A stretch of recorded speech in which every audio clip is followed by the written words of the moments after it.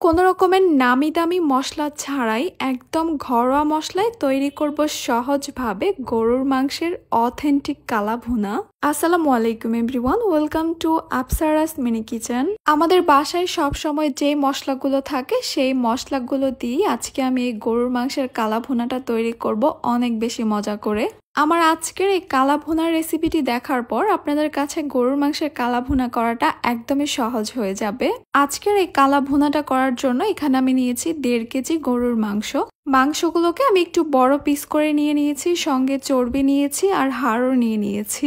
এবার প্রথমে আমি দিয়ে দিচ্ছি 1 কাপ পেঁয়াজ কুচি, এরপর দিয়ে দিচ্ছি 1 কাপ পেঁয়াজ বেরেস্তা, 1 টেবিল চামচ দিয়ে দিচ্ছি আদা বাটা, দিয়ে দিচ্ছি 1 টেবিল চামচ রসুন বাটা, দিয়ে দিচ্ছি 2 টুকরো দারুচিনি আর দিয়ে দিচ্ছি একটা তেজপাতা ছোট ছোট করে কেটে, 4 থেকে 5টা দিয়ে দিচ্ছি লবঙ্গ আর দিয়ে দিচ্ছি সবুজ এলাচ 4 থেকে 5টা, দিয়ে দিচ্ছি 2টা কালো এলাচ, এটা টোটালি অপশনাল, বাসায় না থাকলে দেওয়ার কোনো প্রয়োজন নেই। ধনিয়া গুঁড়া দিয়ে দিচ্ছি 1 টেবিল চামচ, জিরা গুঁড়া দিয়ে দিচ্ছি 1 টেবিল চামচ, কালো গোলমরিচের গুঁড়া দিয়ে দিচ্ছি হাফ চা চামচ, 1 টেবিল চামচ দিয়ে দিচ্ছি গরম মশলা গুঁড়া। আপনারা এখানে যে কোনো গরম মশলা গুঁড়া দিতে পারেন, বাসায় তৈরি করা গরম মশলাও দিতে পারেন অথবা বাইরে থেকে কিনে আনা প্যাকেট গরম মশলাটাও এখানে দিতে পারেন।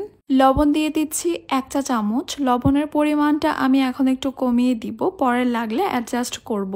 হলুদ গুঁড়া দিয়ে দিচ্ছি 1 চা চামচ, দিয়ে দিচ্ছি লাল মরিচের গুঁড়া 1.5 টেবিল চামচ, এরপর দিয়ে দিচ্ছি এখানে আমি হাফ কাপ তেল, যে তেলের মধ্যে আমি পেঁয়াজের বেরেস্তা করেছিলাম সেই তেলটাই এখানে দিলাম। এবার এই সব কিছুকে আমি একসঙ্গে ভালোভাবে মেখে নিচ্ছি। মাংস আর মশলাকে একসঙ্গে ভালোভাবে মেখে নিতে হবে, আর এই মেখে নেওয়ার উপরেই কিন্তু রান্নার স্বাদটা অনেকটাই নির্ভর করে।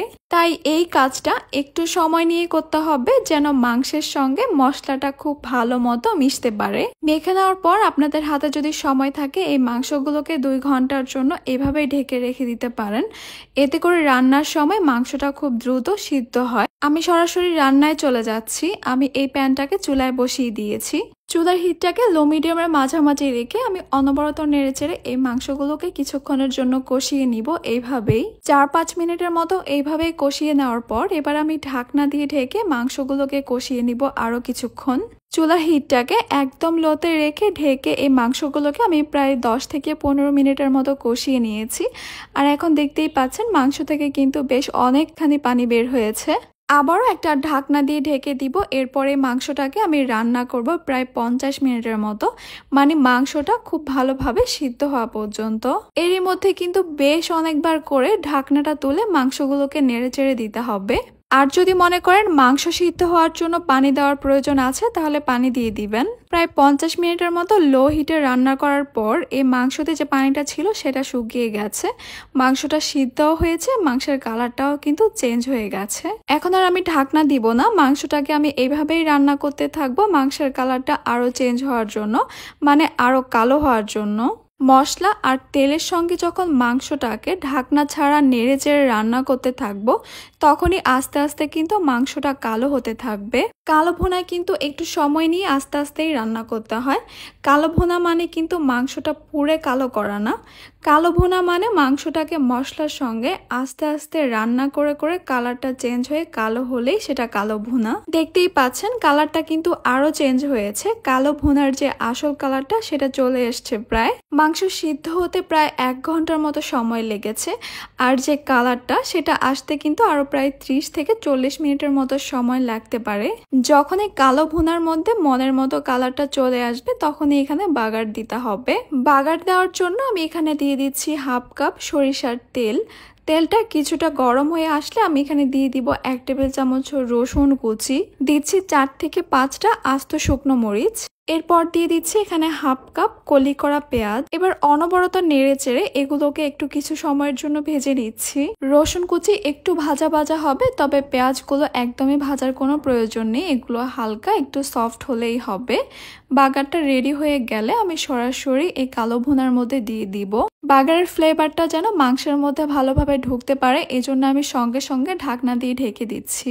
2 থেকে 3 মিনিটের মতো এভাবেই ঢেকে রাখলে হবে। এরপর আমি ঢাকনাটা তুলে নিচ্ছি, সব কিছুকে ভালোভাবে একসঙ্গে মিশিয়ে নিচ্ছি। চাইলে কিন্তু আপনারা এখনই কালো ভুনাটাকে নামিয়ে নিতে পারেন। যদি বাগার দেওয়ার পরেও আরও 10 মিনিটের মতো এভাবে নেড়ে চেড়ে মাংসটাকে রান্না করা যায়, তাহলে কিন্তু মাংসের কালারটা আরও অনেক বেশি সুন্দর হয়। আমি আরও 10 মিনিটের মতো মাংসগুলোকে এইভাবেই কষিয়ে নিয়েছি। বাস আমাদের গরুর মাংসের কালো ভুনাটা কিন্তু এখন তৈরি। কোনো রকমের নামি দামি মশলা ছাড়াই, একদমই ঘরোয়া মশলায়, একদমই সহজভাবে। এবার এই কালো ভুনাগুলোকে আপনাদের পছন্দ মতো রুটি, পরোটা, ভাত, পোলাও অথবা খিচুড়ির সঙ্গে পরিবেশন করে খেতে পারেন। কালো ভুনাটা শুধু কালো হলেই হবে না, আমি এক পিস মাংস আপনাদেরকে একটু দেখিয়ে দিচ্ছি।